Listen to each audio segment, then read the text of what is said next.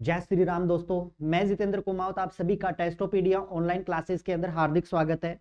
और दोस्तों, गणतंत्र दिवस की आप सभी को ढेर सारी शुभकामनाएं और उम्मीद करते हैं और ऐसी भगवान से प्रार्थना करते हैं कि आपका जो ये साल 2024 है वो एक जो आपकी पोस्ट है नौकरी के साथ के अंदर आपका ये साल है वो कंप्लीट हो दोस्तों। तो इन्हीं शुभकामनाओं के साथ में सेशन की शुरुआत करते हैं। और ये जो सेशन की शुरुआत है दोस्तों वो हम कुछ ऐसे चुनिंदा क्वेश्चंस के साथ में करेंगे, यानी कि टॉपिक वाइज यहाँ पे हम डिस्कस करने वाले हैं सभी के सभी एमसीक्यू जो आपकी अपकमिंग एग्जाम्स के अंदर होने वाले हैं। जैसे अगर मैं बात करूं एसएससी जीडी का एग्जाम होना है, आरआरबी एएलपी का एग्जाम होना है, तो उन सभी एग्जाम्स के रिगार्डिंग दोस्तों जितने भी इंपॉर्टेंट एमसीक्यूज हैं टॉपिक वाइज, जैसे परसेंटेज हो गया, प्रॉफिट एंड लॉस हो गया, कंपाउंड सिंपल इंटरेस्ट हो गया, तो इस प्रकार से सारी की सारी जितने भी चैप्टर्स हमारे से होंगे और जितने भी क्वेश्चंस आपकी एग्जाम्स के अंदर आने की जिनकी 100 to 1% पॉसिबिलिटीज हैं, जो पिछले एग्जाम्स के अंदर पूछे जा चुके हैं, उन सारे क्वेश्चनों के बारे में हम इस सेशन से यहाँ पे शुरुआत करते हैं। और जब तक आपका एग्जाम होगा तब तक ये सीरीज है वो बिल्कुल कंटिन्यू हम इसी प्रकार से रन करेंगे। तो उम्मीद करता हूँ आज का सेशन आप सभी लोगों के लिए काफी शानदार और काफी मजेदार रहा होगा। ठीक है, तो ध्यान दीजिएगा, फर्स्ट ऑफ ऑल अगर अभी तक आपने हमारे चैनल को सब्सक्राइब नहीं किया है तो चैनल को सब्सक्राइब कर लीजिएगा, बेल आइकन प्रेस कर लीजिएगा ताकि क्लास का नोटिफिकेशन है वो आपको ऑन टाइम प्रोवाइड हो सके। तो शुरुआत करते हैं आज के हमारे इस मजेदार सेशन की पहले क्वेश्चन के साथ के अंदर। सेशन का पहला क्वेश्चन आपके सामने कुछ इस प्रकार से दिया गया है, जहां पे कहा गया है कि if the numerator of a fraction is increase by 25% and the denominator is decrease by 10%, and उसके बाद में कहा गया कि then the value of the new fraction become 25/24। तो आपको बताना है फाइंड द ओरिजिनल फ्रैक्शन आपको कैलकुलेट करनी है। कहने का मतलब है कि क्वेश्चन में ये कहा गया है कि कोई भिन्न आपको दी गई है, उस भिन्न के अंश को यदि हम 25% इंक्रीज कर दें और अगर जो भी हमारा डिनोमिनेटर है हर है उसको यदि हम 10% कम कर दें तो हमारे पास एक भिन्न मिलती है जिसका मान है 25/24। आपको बताना है कि ओरिजिनल फ्रैक्शन क्या होगा। ध्यान दीजिएगा, इसको हम स्टार्ट करते हैं सोल्व आउट करना। तो फर्स्ट ऑफ ऑल इस क्वेश्चन का जो बेसिक इनपुट है वो मैं आपको सिखाऊंगा। और ध्यान दीजिएगा, क्वेश्चन एग्जाम के लिए काफी इंपॉर्टेंट है, आपको देखने को मिलेगा 2024 का जो आपका एग्जाम होगा उसके अंदर। ठीक है, तो ध्यान दीजिएगा, यहाँ पे अगर मैं बात करूं कि हमारे पास कोई फ्रैक्शन है x अपॉन वाई। अब आपको पता है कि x क्या होगा, हमारे पास न्यूमरेटर होगा यानी कि अंश होगा, और y की वैल्यू हमारे पास क्या होगी, डिनोमिनेटर होगा। ठीक है ना, तो यहाँ पे बातें आप समझ चुके होंगे कि x अपॉन वाई के फॉर्मेट में हमारे पास कोई ओरिजिनल फ्रैक्शन था। अब दोनों की दोनों वैल्यू क्या है दोस्तों, अपने आप में 100% है। ठीक है, अंश की बात करूं तो ये भी अपने आप में 100% है, और y की अगर मैं बात करूं तो ये भी अपने आप में क्या होगा, 102% होगा।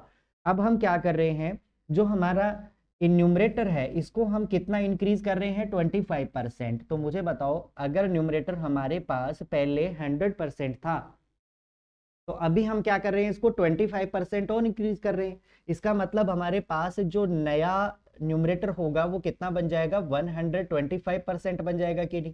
फिर इसके बाद में जो डिनोमिनेटर है इसको 10% डिक्रीज किया जा रहा है।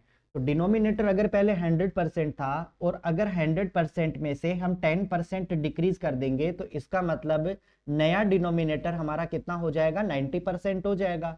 और ऐसा करने पर हमें जो आउटपुट मिल रहा है ना, वो मिल रहा है कितना, 25/24 हमें मिल रहा है।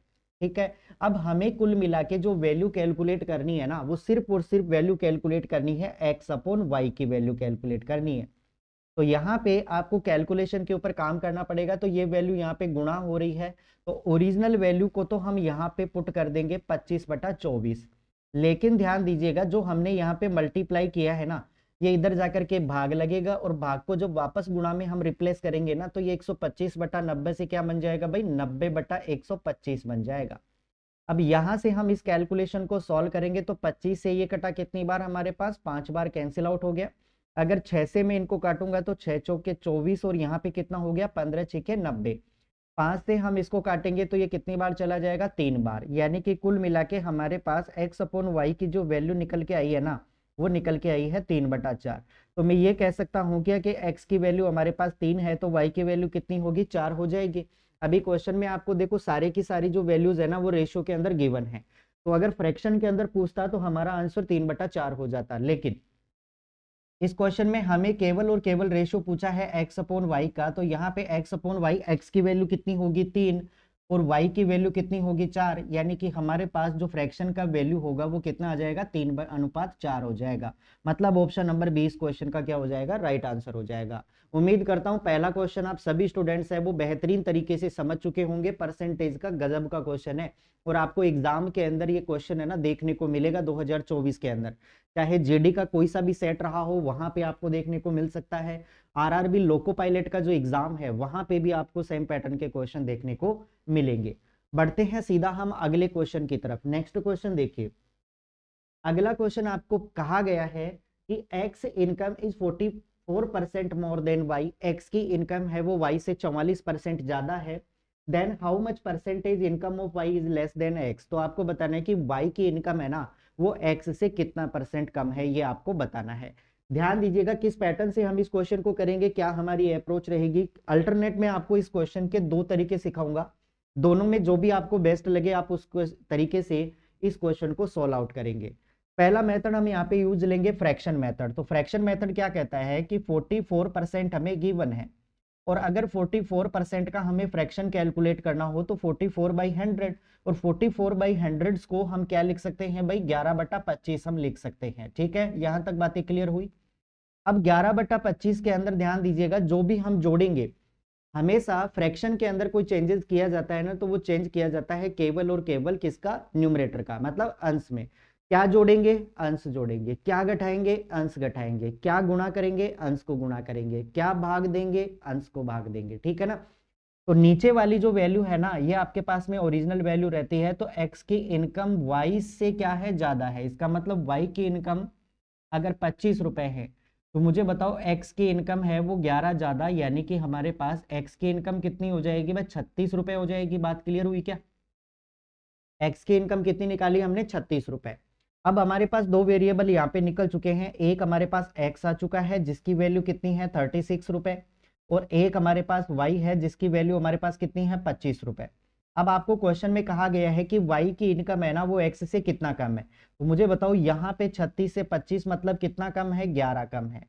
और मैं कहूँ कितना परसेंट कम है, तो उस केस में हम क्या करेंगे, जितनी भी कमी हुई है वो, और ये कमी किस में से हुई है 36 में से, तो यहाँ पे रखेंगे हम 36 और गुणा में कर देंगे हम 100। 4 से जब इस वैल्यू को काट रहे होंगे ना तो 4 नाम 36 और ये हो जाएगा हमारे पास 25, और 25 को मैंने 11 से मल्टीप्लाई किया ना तो हमारे पास हो जाएगा 275, और नीचे आपके पास में आ जाएगा 9। और जब 275 में 9 का भाग दे रहे होंगे ना तो आपके पास में सीधा और सटीक आंसर कितना आ जाएगा भाई 30.5%। तो ये इस क्वेश्चन का क्या बना, राइट आंसर बन गया। ठीक है, तो फ्रैक्शन मेथड आप यूज करोगे मैक्सिमम क्वेश्चंस के अंदर। ऐसा क्यों दोस्तों, क्योंकि ध्यान दीजिएगा जब आगे चल करके अपने पास क्वेश्चन आएंगे 44% की जगह सपोज दैट आपके पास में होता 16 से ही 2/3%, 16.66%, तो उस केस में हम फ्रैक्शन मेथड से इस क्वेश्चन को बहुत इजी और सिंपल तरीके से बना सकते हैं। बाकी मैं आपको एक फॉर्मूला बताता हूं, आप उससे 20 पैटर्न के क्वेश्चन को बना सकते हो, लेकिन वहां पे अगर आपके पास में फ्रैक्शंस के अंदर वैल्यू गिवन होगी ना तो वहां पे काम थोड़ा कॉम्प्लिकेटेड हो जाएगा।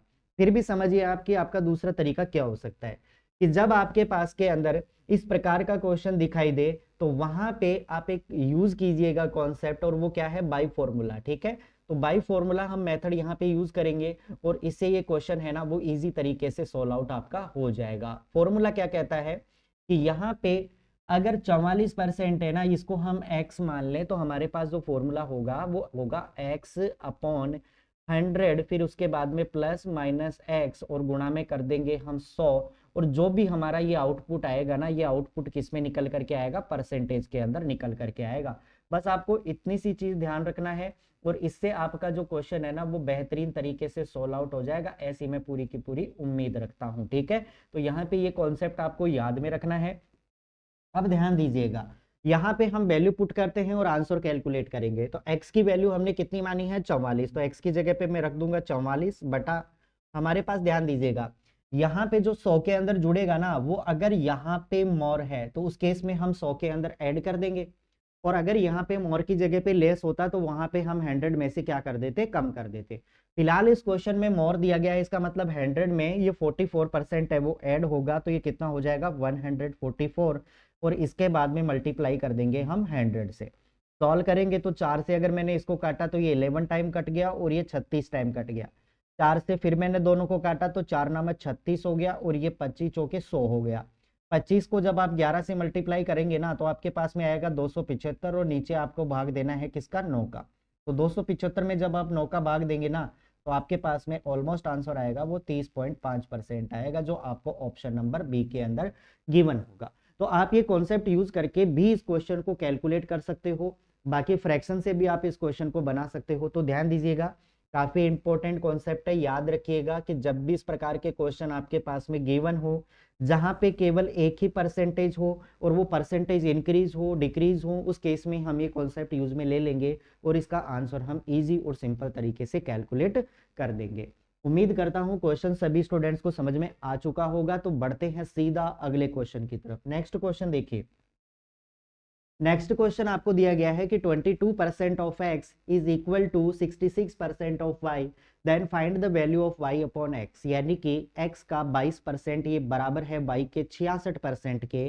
तो आपको y रेशियो x की वैल्यू कैलकुलेट करना है। ध्यान दीजिएगा किस प्रकार से इस क्वेश्चन को आपको करना है, क्या आपकी अप्रोच रहेगी और क्या आपकी स्ट्रेटजी रहेगी। फर्स्ट ऑफ ऑल यहाँ पे अगर हम बात करें तो हमें केवल y रेशियो x निकालना है। तो सबसे पहले अगर मैं कहूं कि x का हमें कितना दिया गया है, 22%, x का 22% दिया गया है और ये बराबर है किसके दोस्तों, y का कितना परसेंट, 66% के बराबर है। अब ध्यान दीजिएगा परसेंटेज से परसेंटेज कैंसिल आउट हो जाएगा और 22 और 66 अगर मैंने इसको दोनों से 22 से काटा ना तो 22 से एक बार कट गया और ये कट गया हमारे पास 3 बार। तो कुल मिला के हमें x रेशो y की वैल्यू कैलकुलेट करनी है। तो मुझे बताओ x की क्या होगी वैल्यू, जो y का कोफिशिएंट होगा कितना, 3, और y की वैल्यू कौन सी होगी, जो x का कोफिशिएंट होगा 1, मतलब 3:1। तो x रेशो y की वैल्यू हमारे पास कितनी आई, 3:1। लेकिन ध्यान दीजिएगा हमें क्वेश्चन में क्या पूछा गया है, हमें पूछा गया है y रेशो x की वैल्यू कैलकुलेट कीजिए। तो जस्ट इसका उल्टा कर देंगे, 1:3 आपके इस क्वेश्चन का क्या हो जाएगा, राइट आंसर हो जाएगा। तो कहने का मतलब है कि आपको क्वेश्चन को लास्ट तक पढ़ना है और फिर इसके बाद में इसका आंसर कैलकुलेट करना पड़ेगा। ठीक है, कई स्टूडेंट्स क्या होते हैं एग्जाम्स के अंदर, एग्जाम का फ्रस्ट्रेशन कुछ इस प्रकार का होता है कि स्टूडेंट ने 3:1 देखा, उसको राइट टिक मार करके वो सीधा आके निकल जाता है। लेकिन आपको ध्यान देना है, थोड़ा बहुत इस पे रुकना पड़ेगा, क्वेश्चन को पढ़िए आप गौर से और उसके बाद में आंसर को ध्यान दीजिएगा, करिए, तो वहां से आपका राइट आंसर निकल करके आएगा। भाई क्वेश्चन में हमसे पूछा गया है y रेशो x, तो खाली x रेशो y से कैलकुलेट नहीं होगा, ये चीज हमें y रेशो x कैलकुलेट करना पड़ेगा। ठीक है, तो क्वेश्चन सभी स्टूडेंट्स को समझ में आ चुका होगा। बढ़ते हैं सीधा नेक्स्ट क्वेश्चन की तरफ। अगला क्वेश्चन देखिए। नेक्स्ट क्वेश्चन आपको दिया गया है कि the difference between A 32% increase in the value of a number and a 28% decrease in the value of a number is 180। यानी कि कोई भी संख्या है, उस संख्या में 32% की वृद्धि और संख्या के मान में 28% की कमी के बीच का जो डिफरेंस है ना, वो आपको दिया गया है 180। तो आपको बताना है कि वो नंबर कौन सा होगा। अब दोस्तों ध्यान दीजिएगा, इस क्वेश्चन को अगर आप बाई ऑप्शन हिट करते हो ना तो क्वेश्चन बहुत इजी और सिंपल तरीके से हो जाएगा बिना कैलकुलेशन के। लेकिन अगर तरीके की बात करते हैं तो तरीका देखो इस क्वेश्चन का क्या कहता है, क्या इसकी अप्रोच रहेगी और किस तरह से हम इस क्वेश्चन को सिंपल वे से सॉल्व कर सकते हैं। कि किसी संख्या के मूल्य में 32% की वृद्धि, अगर मैं मान लेता हूं कि वो नंबर है ना वो अपने पास कितना है, 100 है। हमने मान लिया कि वो नंबर हमारे पास क्या है, 100 है, हमने एज्यूम कर लिया, मान लिया। 100 में 32% इंक्रीज करेंगे तो इसका मतलब वो हमारे पास कितना हो जाएगा, 132 हो जाएगा कि नहीं। और फिर क्या किया जा रहा है, जो सेम नंबर 100 था उसके अंदर 28% की कमी की जा रही है। तो 100 में 28 कम कर देंगे, इसका मतलब नंबर हमारे पास क्या हो जाएगा, 72 हो जाएगा। अब दोनों के बीच का डिफरेंस मुझे बताओ, यहाँ पे दोनों के बीच का डिफरेंस कितना एक आ रहा है भाई, 60 का आ रहा है। लेकिन एक्चुअल के अंदर इसके बीच का डिफरेंस है ना वो कितने का आ रहा है, 180 का। तो 60 की वैल्यू 180 के बराबर है। अगर 60 की वैल्यू 180 के बराबर है तो मुझे बताओ ये कितना गुना हुआ, तो भाई ये 3 गुना हो गया। ठीक है ना। अब हमें जो वैल्यू कैलकुलेट करनी है ना वो वैल्यू किसकी कैलकुलेट करनी है भाई, 100% की। 100% की अगर मुझे वैल्यू कैलकुलेट करनी है तो 100 को भी मैं 3 गुना कर दूंगा तो हमारे पास राइट आंसर कितना आ जाएगा, 300। ये इस क्वेश्चन का क्या हो जाएगा, राइट आंसर हो जाएगा। बताओ बात सभी स्टूडेंट्स को एकदम क्लियर है क्या, कमेंट्स करके मुझे बताएंगे कि यहाँ तक की चीजें हैं वो सभी स्टूडेंट्स को एकदम क्लियर हो चुकी है।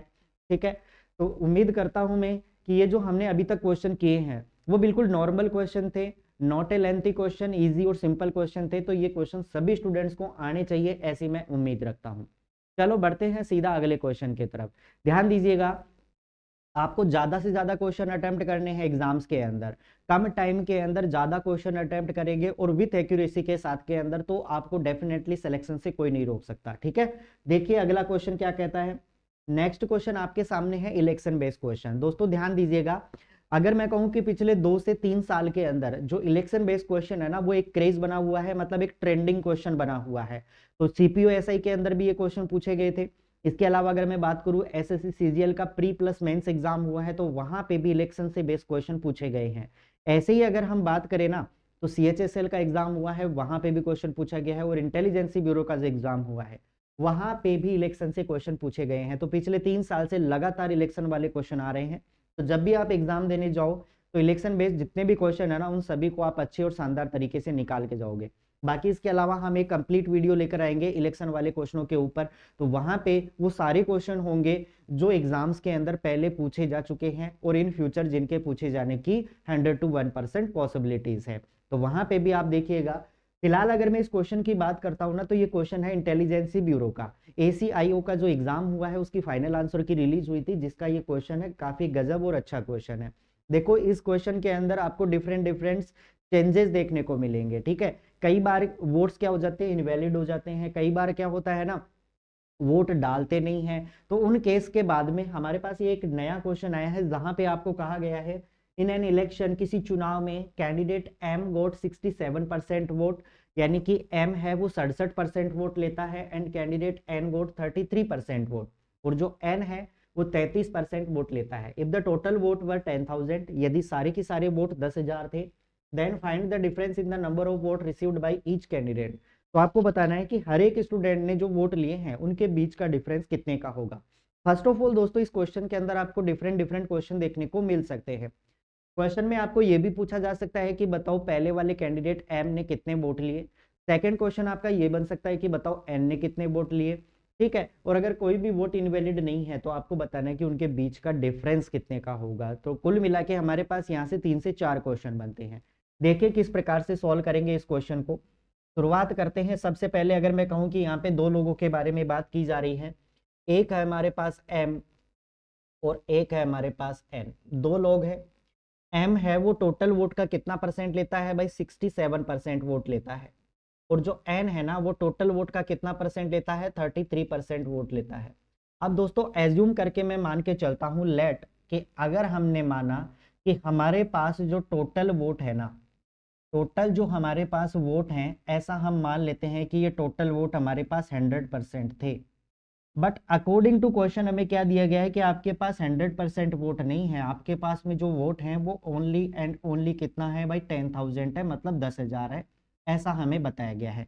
तो ये 100% की वैल्यू है ना, ये 10,000 के बराबर है। तो कितना टाइम हो गया ये भाई, 100 टाइम हो गया, मतलब 100 गुना हो गया। अब हमें जो क्वेश्चन में पूछा गया है वो दोनों का डिफरेंस पूछा गया है। तो मुझे बताओ दोनों का डिफरेंस, 67% और 33%, इन दोनों के बीच का अगर हम डिफरेंस निकालेंगे ना, तो ये कितना हो जाएगा भाई, 34% होगा कि नहीं, मुझे बताओ भाई। 67 में से 33 हम कम कर दे तो 7 में से 3 घटाए 4, मतलब 34% हो गया। तो इस 34% को भी हम कितना गुना कर देंगे भाई, 100 गुना कर देंगे। ठीक है ना, तो आपका आंसर है ना वो आ जाएगा। अगर 34 को अगर मैंने कर दिया 100 टाइम, तो आपका जो राइट आंसर है ना वो बन जाएगा कितना, 3,400, मतलब 3400 उस इलेक्शन के अंदर जो दोनों को वोट पड़े हैं, इन दोनों का क्या है भाई, डिफरेंस है। मतलब ऑप्शन नंबर ए इस क्वेश्चन का क्या हो जाएगा, राइट आंसर हो जाएगा। ठीक है, तो बेहतरीन तरीके से आप इस क्वेश्चन को एक्स मान के भी कर सकते हो, 100 मान के भी कर सकते हो। तो डिफरेंट डिफरेंट सेट है, बट सबसे इजी कॉन्सेप्ट होगा जिसके अकॉर्डिंग हम इस क्वेश्चन को कर पाएंगे। क्वेश्चन सभी स्टूडेंट्स को समझ में आ चुका होगा। बढ़ते हैं सीधा अगले क्वेश्चन की तरफ। नेक्स्ट क्वेश्चन देखिए। नेक्स्ट क्वेश्चन है कि when a number is increase by 57% then get 942, find that number. आपको वो नंबर कैलकुलेट करना है कि यदि किसी संख्या को 57% बढ़ा दिया जाता है तो वह 942 बन जाती है। आपको बताना है कि वो ओरिजिनल नंबर कौन सा था। तो ध्यान दीजिएगा यहाँ पे, इस क्वेश्चन को भी काफी गजब और काफी शानदार तरीके से हम सॉल्व आउट करेंगे। तो फर्स्ट ऑफ ऑल अगर मैं आपसे कहूँ 57%, मुझे बताओ 57% का फ्रैक्शन वैल्यू है ना वो कितना हो जाएगा भाई, तो 57/100 हो जाएगा। ठीक है ना, 57 कितना हो जाएगा हमारे पास, 100 हो जाएगा। ये बात क्लियर हुई सभी स्टूडेंट्स को। तो हम मान लेते हैं कि मैंने कहा आपको स्टार्टिंग के अंदर की जो डिनोमिनेटर होता है ना, उसको हमेशा एक ओरिजिनल नंबर वैल्यू मानी जाती है। बाकी जो भी चेंज किया जाएगा वो इसके न्यूमरेटर के अंदर किया जाएगा, मतलब अंश के अंदर किया जाएगा। तो यहाँ पे अगर हम बात करें ना, तो अगर हम मान ले कि हमारे पास जो ओरिजिनल नंबर है, जो ओरिजिनल नंबर है हमारे पास, वो ओरिजिनल नंबर कितना है, 100 है। अब हम क्या कर रहे हैं, बढ़ा रहे हैं, किसको बढ़ा रहे हैं, न्यूमरेटर को। तो अगर 100 में मैंने 57 इंक्रीज कर दिया ना, तो हमारे पास जो नंबर बढ़ के आएगा ना, वो कितना हो जाएगा, 157 हो जाएगा। ये बात सभी स्टूडेंट्स को समझ में आ जानी चाहिए। भाई 100 में अगर हमने 57 बढ़ा दिया तो ये कितना हो जाएगा, 157 हो जाएगा। बट अकॉर्डिंग टू क्वेश्चन हमारे को ये कहा गया है कि ये 157 नहीं है, ये कितना है, 942 है, ऐसा बताया गया है। ठीक है ना। यानी कि कुल मिला के हम अगर इसको इस प्रकार से लिख ले कि भाई क्वेश्चन के अंदर जो वैल्यू बढ़ रही है ना, वो हमको बढ़ा रहा है कितना भाई, बढ़ा रहा है हमारे पास कितना, 157 है, बट एक्चुअल में जो बढ़ा रहा है ना वो 942 है। अब ये हम बात करेंगे कि ये जो 942 है ना, ये कितना गुना है 157 का। तो मुझे बताओ, अगर हम यहाँ पे 157 को अगर हम 6 से मल्टीप्लाई कर दे, तो 7 6 42, बच गया 4, 34, बच गया 3, 6 और 3 9, मतलब 942 हो जाएगा। तो अब हमें क्या करना है, बस सीधा सीधा कॉन्सेप्ट लगाना है कि अगर ओरिजिनल नंबर पूछा है तो ओरिजिनल नंबर को भी हम कितना गुना कर देंगे, 6 गुना कर देंगे। तो हमारा रिक्वायर्ड आंसर कितना आ जाएगा भाई, 600। कितना आ जाएगा, 600। ये इसी क्वेश्चन का क्या हो जाएगा, राइट आंसर हो जाएगा, मतलब option number D will be right answer. ठीक है, काफी गजब का क्वेश्चन है और बहुत सारे एग्जाम्स के अंदर आपको ये क्वेश्चन है ना देखने को मिलेगा। कई बार ये वैल्यू फ्रैक्शन के अंदर होगी, जैसे 57 की जगह सपोज दैट वो लिख देता 157 सही 1/7%, तो उस केस को हम अगर इस मेथड से करेंगे ना, तो क्वेश्चन आपको बिल्कुल इजी लगने लगेगा। ठीक है, तो इस क्वेश्चन का राइट आंसर कितना आया, 600। चलो अगले क्वेश्चन के ऊपर बढ़ते हैं। नेक्स्ट क्वेश्चन देखिए। नेक्स्ट क्वेश्चन आपके सामने दिया गया है कि 60% of a number when added to the square of the same number, यानी कि किसी संख्या के वर्ग के अंदर यदि उस संख्या का 60% जोड़ दिया जाता है, देन इट बिकम्स 6060%, तो वह 6060% बन जाता है। द एक्चुअल नंबर इज, तो आपको बताना है कि वो रियल नंबर क्या होगा। गिवन ऑप्शन है 40, 50, 60 एंड 70। अब फटाफट से मुझे कमेंट्स बॉक्स के अंदर इस क्वेश्चन का राइट आंसर बताएंगे कि इस क्वेश्चन का राइट आंसर क्या रहने वाला है। तो ध्यान दीजिएगा, हम बात करते हैं इसके सॉल्यूशन के ऊपर।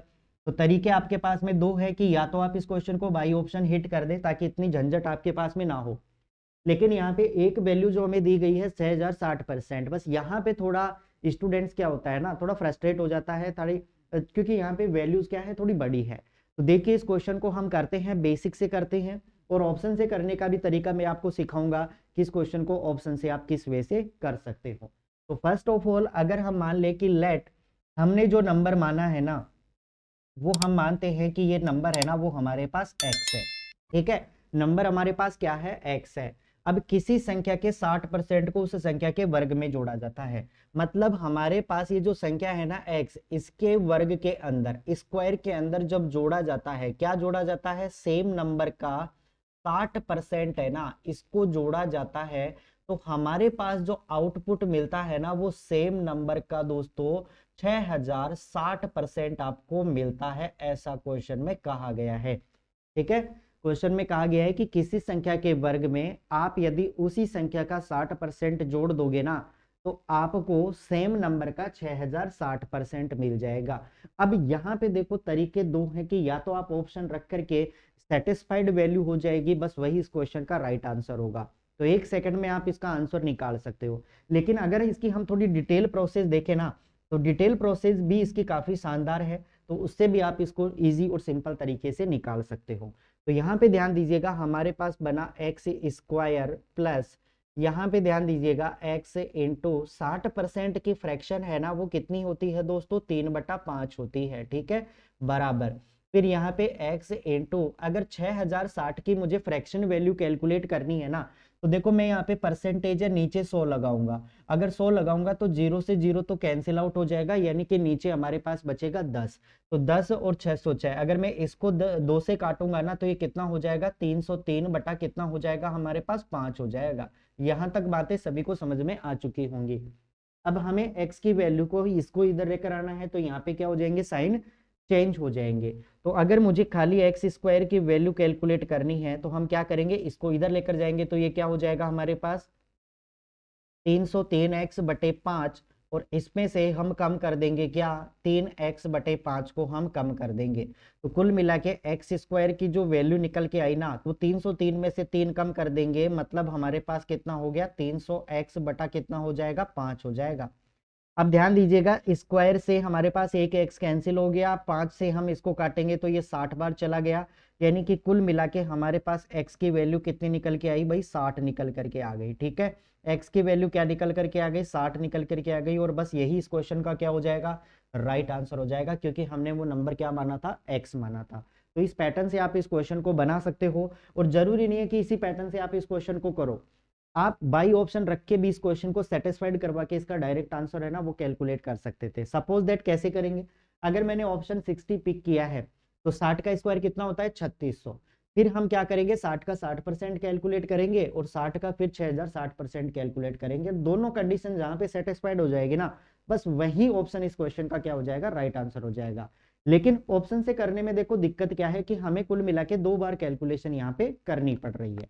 ठीक है, तो उम्मीद करता हूं ये बात आप सभी स्टूडेंट्स को समझ में आ चुकी होंगी। तो बढ़ते हैं हम हमारे फाइनल क्वेश्चन की तरफ। ठीक है, आज का जो हमारा फाइनल क्वेश्चन होगा उसकी तरफ हम बढ़ते हैं।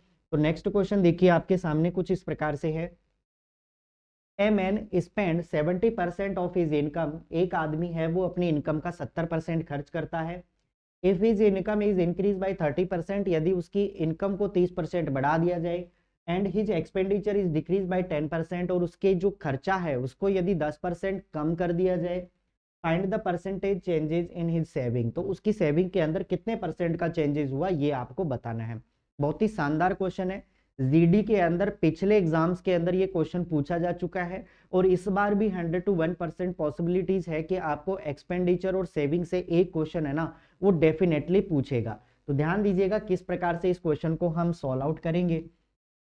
तो क्वेश्चन के अकॉर्डिंग हम चलते हैं, हम मान लेते हैं एक तरफ रखता हूं हमें इनकम और एक तरफ रखते हैं हम एक्सपेंडिचर और एक तरफ रखते हैं हम सेविंग। अब आपको दोस्तों ये पता होना चाहिए कि जब आप इनकम में से एक्सपेंडिचर को घटा देते हो, जब आप इनकम में से एक्सपेंडिचर को घटा देते हो तो जो आपके पास में आउटपुट मिलेगा ना वो आउटपुट मिलता है किसका, सेविंग का। जब आप आय में से व्यय घटा दोगे ना तो आपके पास में जो आउटपुट बन के आएगा वो आउटपुट बन के आएगा किसका दोस्तों, वो निकल करके आएगा आपके पास में सेविंग का, बचत का रेशियो निकल करके आएगा। ये बात सभी स्टूडेंट्स को पता होनी चाहिए। अब ध्यान दीजिएगा, एक व्यक्ति है वो अपनी आय का 70% खर्च कर देता है। हम मान लेते हैं कि उस व्यक्ति की जो इनकम है ना भाई, मान लेते हैं कि उस व्यक्ति की जो इनकम है ना वो 100 रुपए थी, मतलब आदमी 100 रुपए कमाता था। अब 100 में से उसने क्या कर दिए भाई, 70 रुपए खर्च कर दिए। 70% का मतलब 70 रुपए खर्च कर दिए। अगर 100 में से उसने 70 खर्च कर दिए तो इसका मतलब उसने बचाए कितने होंगे भाई, 30 रुपए बचाए होंगे। ठीक है, अब अकॉर्डिंग टू क्वेश्चन हम आगे बढ़ते हैं। आगे हमसे क्वेश्चन में ये कहा गया है कि यदि उसकी इनकम को बढ़ा दिया जाए, कितना, 30% बढ़ा दिया जाए, तो इनकम उसकी कितनी है, 100 रुपए। अब यदि हम इसको 30% बढ़ा दें, मतलब 30 और बढ़ा दें, तो हमारे पास न्यू इनकम कितनी हो जाएगी, 130 रुपए। और जो बचत है, जो खर्चा है, उसको 10% क्या किया जा रहा है, घटाया जा रहा है। तो मुझे बताओ, अगर हम खर्चे को 10% कम कर देंगे, मतलब 10% का मतलब 90% के अंदर ये सेल किया जाएगा, तो इसका मतलब ये कितना हो जाएगा, 63 रुपए। तो मुझे बताओ, अब हमारा क्वेश्चन है ना वो कुल मिला के ये बन चुका है कि एक आदमी है वो 130 रुपए कमाता है और उसमें से 63 रुपए खर्च कर देता है। तो मुझे बताओ उस आदमी ने बचाए कितने होंगे, तो 130 में से हम 63 को कम कर देंगे, तो 10 में से 3 घटाए कितना हुआ हमारे पास, 7 हो गया, और 12 में से 6 घटाए हमारे पास 6 हो गया। यानी कि कुल मिला के हमारे पास जो अब सेविंग हो गई ना वो कितनी हो गई, 67 रुपीज। और पहले हमारे पास सेविंग कितनी थी, 30 रुपए। तो मुझे बताओ यहाँ पे जो सेविंग बढ़ी है ना भाई, कितनी बढ़ी है यहाँ पे, तो ये की बढ़ी गई कितनी, अपने पास 37 बढ़ गई। अब हम कहें कि यहाँ पे कितना परसेंट बढ़ा है, कितना परसेंट बढ़ा है ये हमें कैलकुलेट करना है। तो हम क्या करेंगे, यहाँ पे जितना भी बढ़ा है सबसे पहले वो कैलकुलेट करेंगे, और फिर इसके बाद में जो पहले हमारे पास सेविंग थी उसको कैलकुलेट करेंगे और गुणा में कर देंगे हम 100। तो 10 से 10 कैंसिल आउट हो गया, और यहाँ पे ध्यान दीजिएगा 37, यानी कि 370 में हमें भाग देना है किसका, 3 का। तो इतना परसेंट आपके पास में सेविंग क्या हो जाएगी, इंक्रीज हो जाएगी। लेकिन ऐसा हमें क्वेश्चन के अंदर कहीं पर भी नहीं दिया गया है। इसका मतलब ऑप्शन नंबर डी इस क्वेश्चन का क्या हो जाएगा, राइट आंसर हो जाएगा। फिर से गौर कीजिएगा इस क्वेश्चन को कि क्वेश्चन क्या कहा गया है कि एक व्यक्ति अपनी आय का 70% खर्च करता है। 100 रुपए कमाता था, 70 रुपए खर्च कर दिया, इसका मतलब 30 रुपए उसने क्या किए होंगे, बचाए होंगे। यदि व्यक्ति की इनकम 30 रुपए बढ़ जाती है, अब ध्यान दीजिएगा यहाँ पे इनकम कितने हैं, बढ़ जाती है 30% बढ़ जाती है। इनकम 100 थी, 30% और बढ़ा दिया, मतलब नई इनकम कितनी हो गई, 130 हो गई। फिर आगे क्या कह रहे हैं, and his expenditure is decrease by 10%, खर्चे को 10% घटा दिया जाए। भाई यहाँ पे 70 था, अगर मैंने इसको 10 कम कर दिया, मतलब 7 कम कर दिया, तो हमारे पास नया खर्चा कितना हो जाएगा, 63 रुपए का। और इनकम में से एक्सपेंडिचर घटाएंगे तो 10 में से 3 घटाए, हमारे पास हो गया 7, और इधर बच गया 12, 12 में से 6 घटाए, मतलब हमारे पास नई जो बचत है ना वो कितनी आ गई, 67 रुपए की। पहले आप बचा रहे थे 30 रुपया, अब आप बचा रहे हो 67 रुपए, मतलब आपने अब कितना एक्स्ट्रा बचाया भाई, 37 रुपए आपने एक्स्ट्रा बचा लिया। इसका मतलब कितना परसेंट बढ़ा, तो जितना भी बढ़ा है वो डिवाइडेड बाई आपके पास में ओरिजिनल सेविंग थी वो, और गुणा में कर देंगे हम 100। तो इसका मतलब नन ऑफ अबव इस क्वेश्चन का क्या हो जाएगा, राइट आंसर हो जाएगा, क्योंकि ये वैल्यू किस में जाएगी, फ्रैक्शन के अंदर जाएगी। ठीक है, तो यहां तक बातें सभी स्टूडेंट्स है वो भली बातें समझ चुके होंगे। बढ़ते हैं सीधा अगले क्वेश्चन की तरफ। नेक्स्ट क्वेश्चन देखिए, और नेक्स्ट क्वेश्चन को पढ़ने से पहले हम बात करें, आज का जो हमारा सेशन था वो इतने ही क्वेश्चंस के साथ में हम इसको सीमित रखते हैं। मिलते हैं आपसे अगली क्लास के अंदर, जहां पे हम परसेंटेज से और भी शानदार और गजब के क्वेश्चन है वो आपके साथ में डिस्कस करेंगे। तो यहाँ पे हम इस सेशन को समाप्त करते हैं। Okay, thank you, goodbye, जय श्री राम।